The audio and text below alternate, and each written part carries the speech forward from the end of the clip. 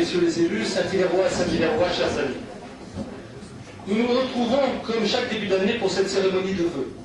Je vous remercie d'être présents à cette manifestation à laquelle tous les habitants de notre commune ont été conduits.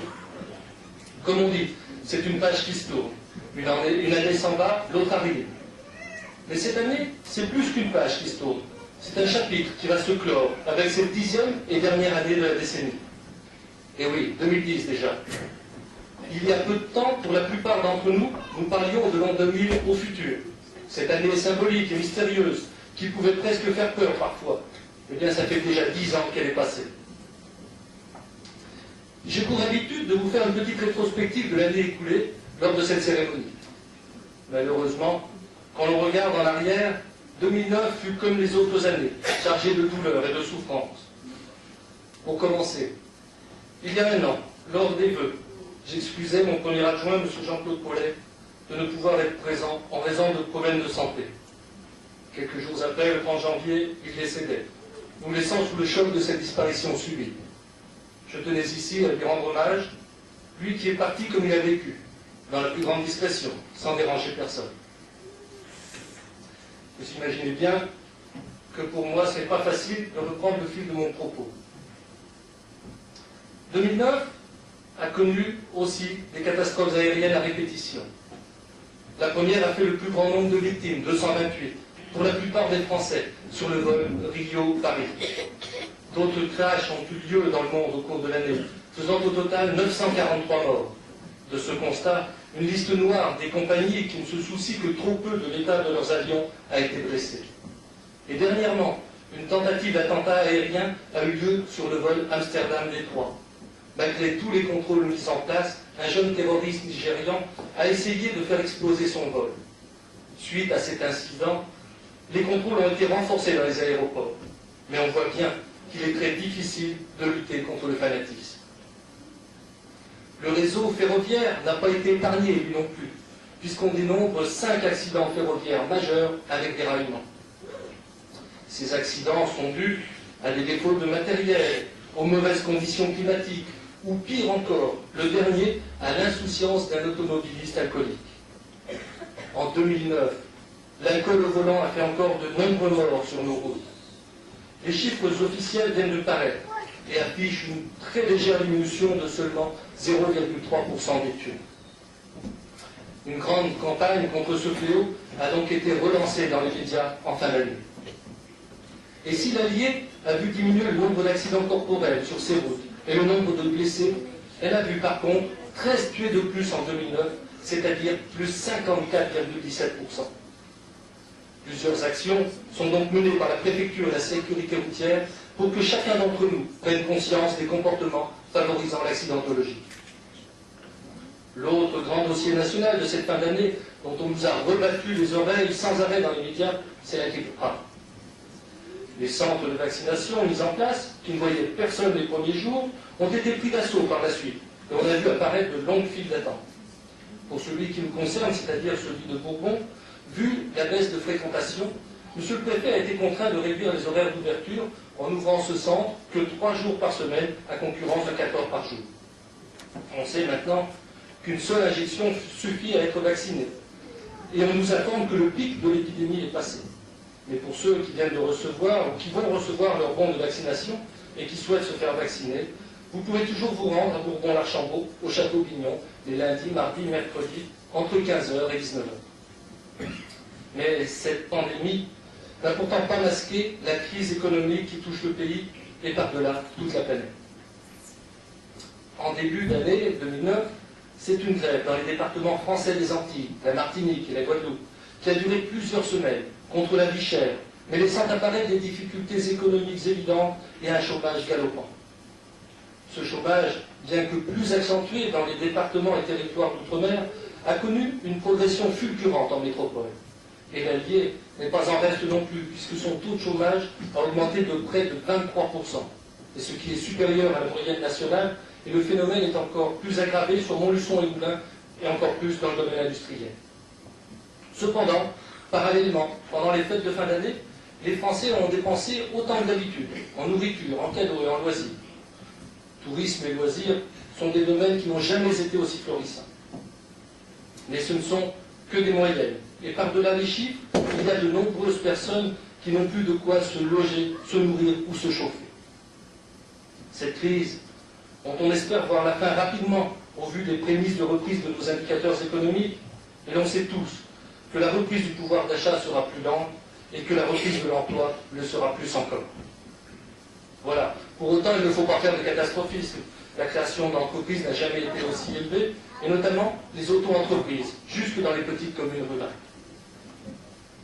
Plus près de chez nous, dans la communauté de communes Bocage Sud, sur le plan économique, les actes sont terminés, et 2 des 3 lots sont déjà vendus à Tronget, et un contact est noué pour un lot sur la ZAC de Deux-Chaises. De plus, Bocage Sud a prévu de construire un premier atelier en prévision d'une demande de location. La communauté de communes a installé un panneau relais information service dans chacune des communes. Il est composé d'un portique en bois couvert et de 2 cartes, l'une de la commune et l'autre de la communauté de communes. Le nôtre a été installé par Patrick, aidé des jeunes du chantier international l'été dernier. Il est situé juste devant cette salle. Bon, il y a actuellement un petit problème d'impression sur l'une des 2 cartes, mais les services de la communauté de communes font le nécessaire pour la faire remplacer. Saint-Hilaire a été aussi la première commune à bénéficier d'un point d'accès à l'informatique. Un ordinateur a été installé en mairie et a été relié à l'Internet à haut débit sur le réseau de la mairie pour permettre à chacun de pouvoir aller sur Internet sans limite de durée et gratuitement. Il a été très utilisé pendant l'été et encore maintenant par des familles qui ne sont pas encore reliées à l'Internet ou lorsqu'elles viennent le week-end dans leur résidence secondaire.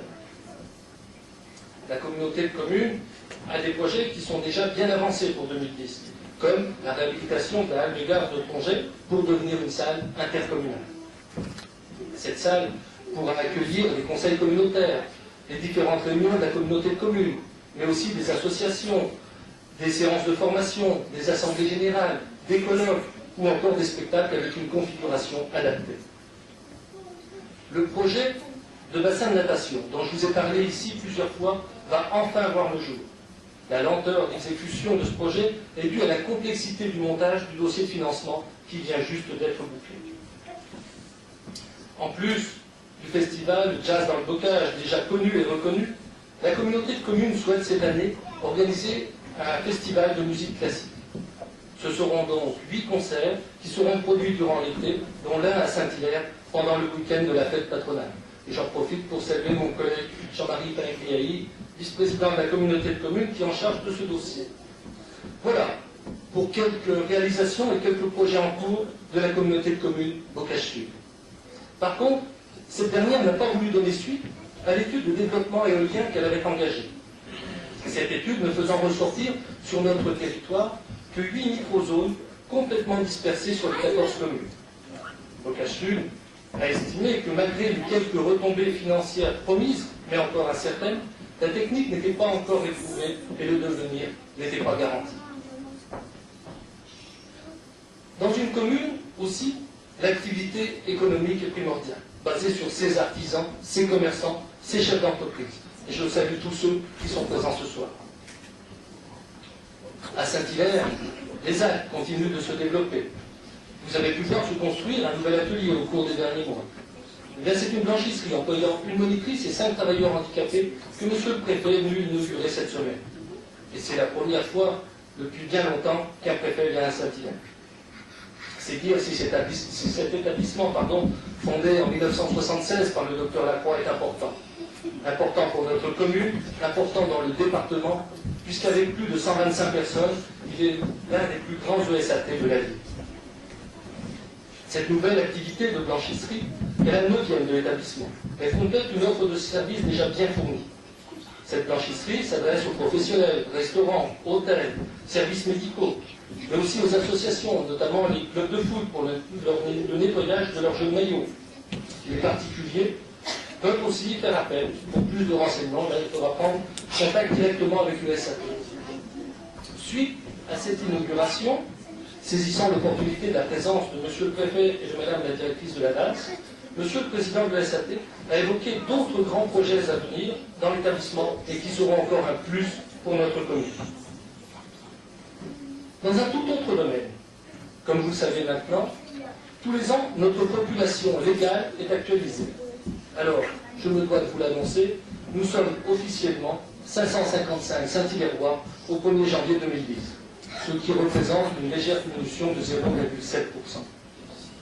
Et ce qui m'amène, tout naturellement, à vous parler du nouveau recensement qui débutera la semaine prochaine.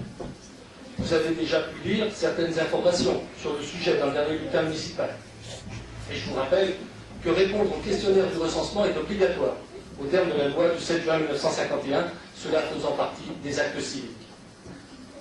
Sur le terrain, pour ce recensement, le territoire de la commune sera divisé en deux secteurs. Le secteur nord-est, où les informations seront collectées par Mme Claudine Louline, et le secteur sud-ouest par Mme Martine Baraton. À partir du 21 janvier 2010, vous allez donc recevoir la visite de ces agents recenseurs.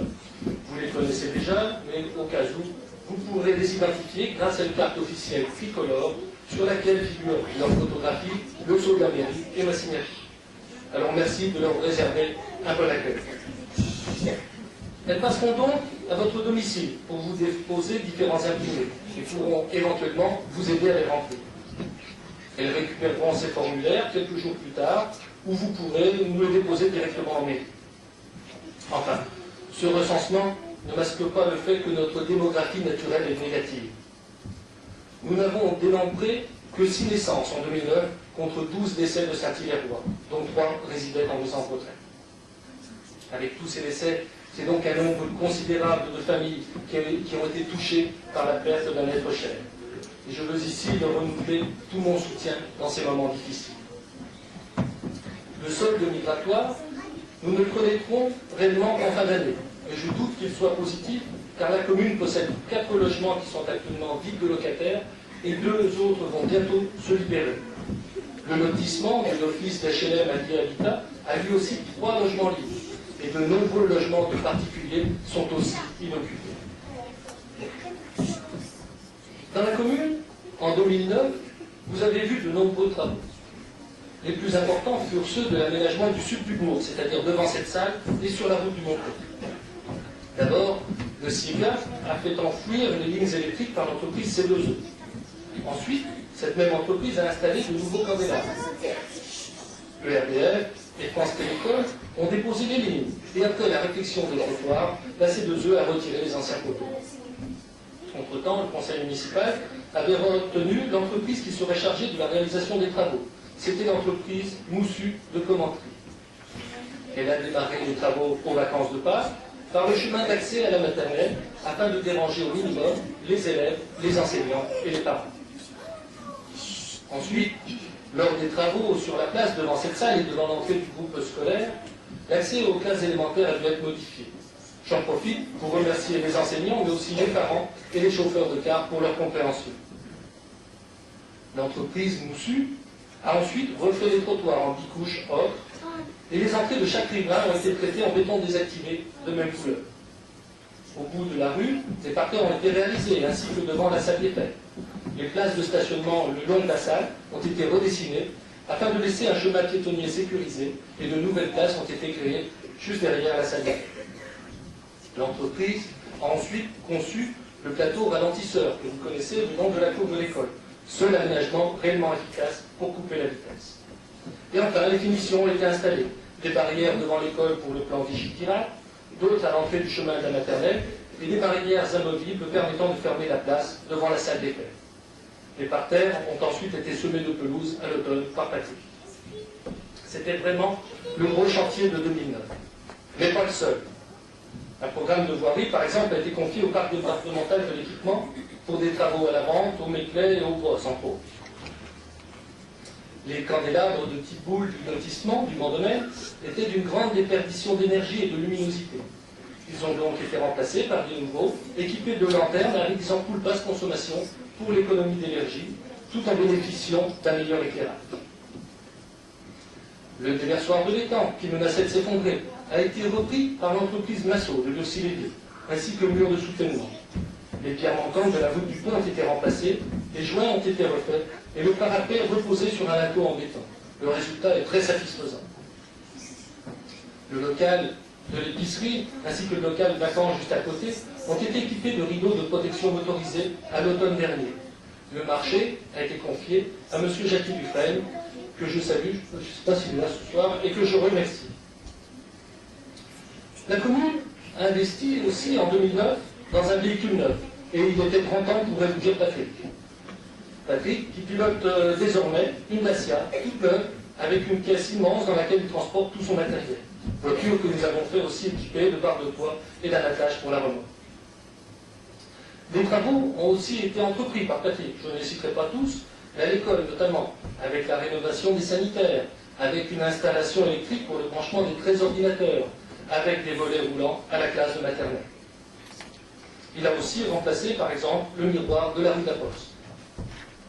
Alors, quand on fait les comptes, ce sont plus de 151 000 € hors taxes qui ont été investis. Sur chacun de ces programmes, Roselyne a monté un dossier de financement et obtenu des subventions pour un montant de 37 260 €. Les subventions pour notre contrat d'aménagement de bourg sont figées.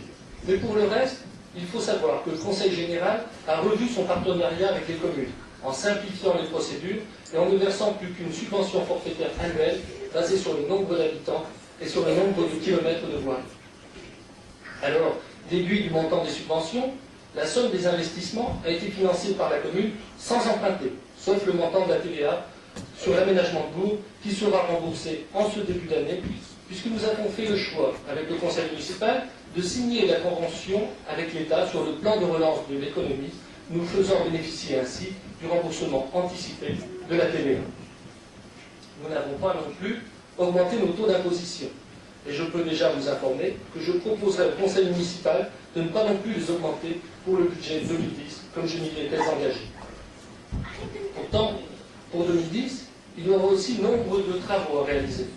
De la voirie, comme tous les ans, pour laquelle nous avons déjà retenu le parc départemental pour une réalisation prévue dès le printemps et pour un montant de plus de 24 000 € hors taxes. De l'éclairage public, avec 2 foyers supplémentaires qui seront installés dans l'impasse de la Rampe.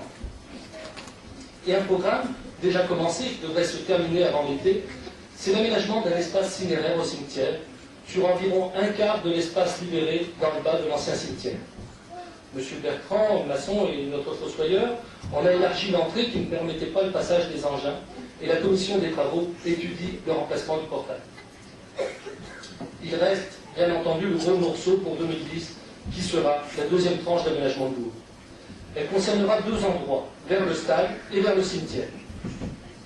Côté stade, une entrée de bourg sera aménagée. La clôture du stade sera remplacée et repoussée pour permettre la création de plusieurs places de stationnement. Les parterres seront aménagés et arborés. Une haie de charmille est prévue aussi le long du stade. Le dernier candélabre sera remplacé et un autre sera ajouté, éclairant un nouveau parking derrière le court de tennis et les entrées du lotissement et du stade. Côté cimetière, là aussi, l'éclairage public sera remis à neuf et les réseaux de téléphone électriques seront enfouis. Une entrée de bourg sera réalisée avec un rétrécissement de chaussée. Les trottoirs seront refaits de l'entrée nord du bourg jusqu'au 7 de la route de Tourbon en intégrant de nouvelles places de stationnement et des parterres de verdure. Devant le cimetière, une haie d'arbustes sera plantée, séparant la voie de circulation d'un accès piétonnier au cimetière. Enfin, un parking sera créé dans la parcelle qui jouxte le cimetière. La haie existante sera préservée et une haie de charmille sera plantée en fond et différentes plantations compléteront le tout. Et tous ces plans sont consultables en mairie. Enfin, je souhaitais vous apporter 3 autres informations. La première concerne le Cyclone Sudalier à Baillet, qui organise cette année une douzaine d'après-midi portes ouvertes entre avril et octobre, pour lesquels des coupons d'inscription sont disponibles en mairie. Alors n'hésitez pas, c'est ouvert à tous, particuliers, associations, clubs, etc. Et c'est une installation impressionnante à voir, où l'on vous expliquera en détail tout ce qui est fait de nos ordures ménagères et du montant de notre taxe. La seconde concerne l'assainissement, dont je vous rappelle que le conseil municipal a décidé de confier le contrôle des systèmes individuels au civil Noralier de Saint-Denis. Les premiers contrôles devraient démarrer au printemps. Et la dernière est de vous rappeler que 2010 sera aussi une année électorale, puisque les élections régionales auront lieu les 14 et 21 mars prochains. J'arrive bientôt à la fin de mon propos. Et je veux remercier les associations saint-hilaroises pour avoir animé notre commune durant l'année écoulée. Le Club des Jeunes, qui a organisé une partie de la fête patronale, l'autre partie étant gérée, bien entendu, par le comité des fêtes parmi toutes ces manifestations. Ce dernier vient de renouveler son bureau. Je veux saluer Elisabeth Birmont, la présidente sortante, pour son action au comité. Et je souhaite à Martine Baraton tous mes voeux de réussite dans cette nouvelle fonction. L'amicale laïque, quant à elle, a organisé un bal costumé et un repas de retrouvage, en plus de ses 2 soirées théâtrales traditionnelles. Le club des aînés, lui, a organisé ses 2 concours de l'heure et sa journée porte ouverte. Saint-Hilaire-en-Bourbonnais a organisé un loto, une vidéo bourbonnaise et a préparé le déplacement pour le 4e rassemblement des Saint-Hilaire de France en Haute-Garonne.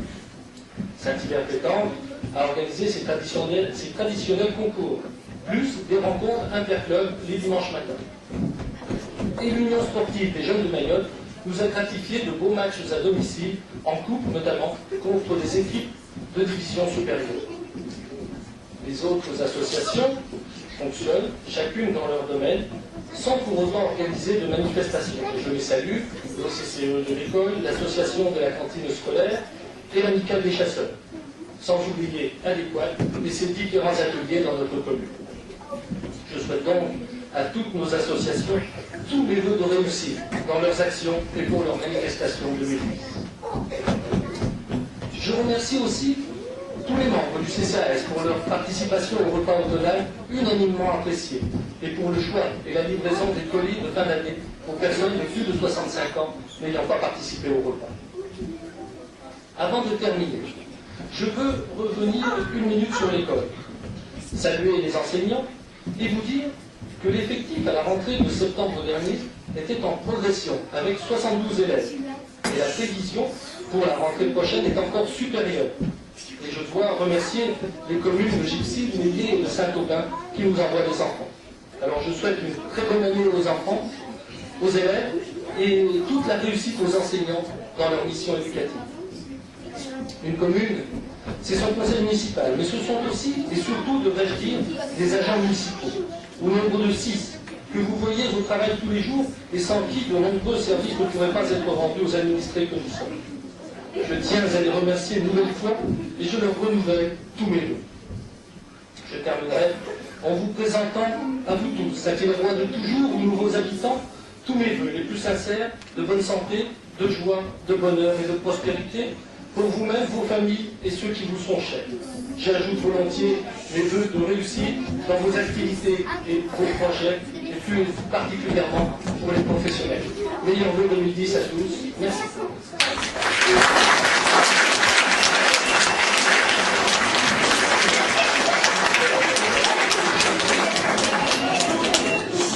Alors, avant de nous mettre notre verre à la nouvelle année, vous rappelez qu'ici, l'année dernière, nos champions de France de Méluc, Christian Petitjean et Jérôme Climouille, nous avaient fait partager un peu de leur passion pour la pêche à la carpe. Il faut savoir qu'en 2009, ils ont intégré l'équipe de France et qu'ils ont participé à ce titre au championnat du monde. Ils n'ont pas gagné, c'est bien dommage. Mais ils devraient encore y participer cette année, et s'ils gagnent, ils reviendront nous en parler, j'espère, l'année prochaine. Alors cette année, j'ai demandé à une personne de venir nous faire partager sa passion en quelques minutes. La commission de communication, qui rédige le bulletin municipal, a déjà fait un article, et dans Le saviez-vous, sur la présentation d'une bête qu'il avait, sur la présentation qu'il avait faite d'une bête au Salon agricole de Paris, c'est M. de Liège.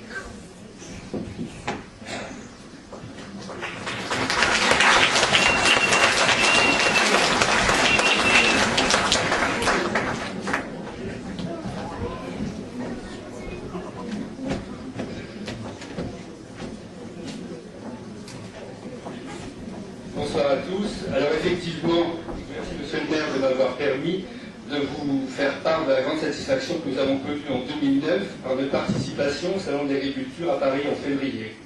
Notre participation était liée à la sélection de Birmanie, une jeune vache de 3 ans suitée, qui pesait à l'époque 998 kg, et qui faisait partie des 18 charolaises sélectionnées pour le Salon de l'agriculture. sachant que le Salon de l'Agriculture, c'est une grande manifestation annuelle qui se déroule à Paris en février tous les ans, à la porte de Versailles, et qui regroupe à peu près 4500 animaux, 1000 exposants, et qu'il est toujours très difficile d'être sélectionné dans ce type de concours, qui est le super concours de toutes les races, de chevaux, de vaches, de moutons, de porcs, puisque c'est la plus grande ferme de France. Donc nous avons eu cette sélection par son ascendance, par ses performances, par son pédigré aussi, et puis par ses réussites en concours. Et enfin, on a fait l'objet d'une sélection physique par une commission d'éleveurs qui sont passés à la ferme et qui l'ont choisi. Elle a donc fait un 5e prix. Elle a fait donc un 5e prix et ça nous a fait donc un grand plaisir parce que c'est d'abord pour nous une affaire familiale. Je partage cette passion du charolais depuis très longtemps. Guillaume Lamy étant quand même la 5e génération de vaches à la maison.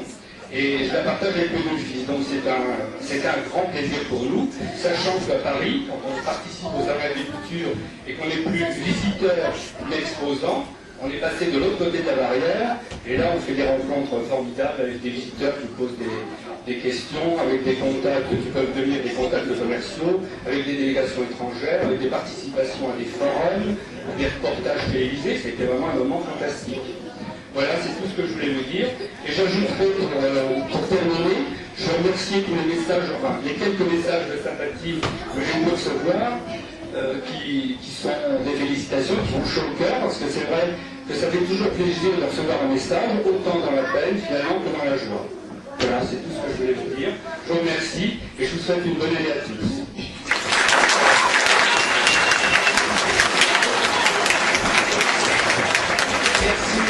Merci Monsieur Gaulier, je vous félicite et nous vous félicitons tous. Et puis maintenant, je vous propose de vous approcher des buffets afin que nous nous ensemble à l'année 2010.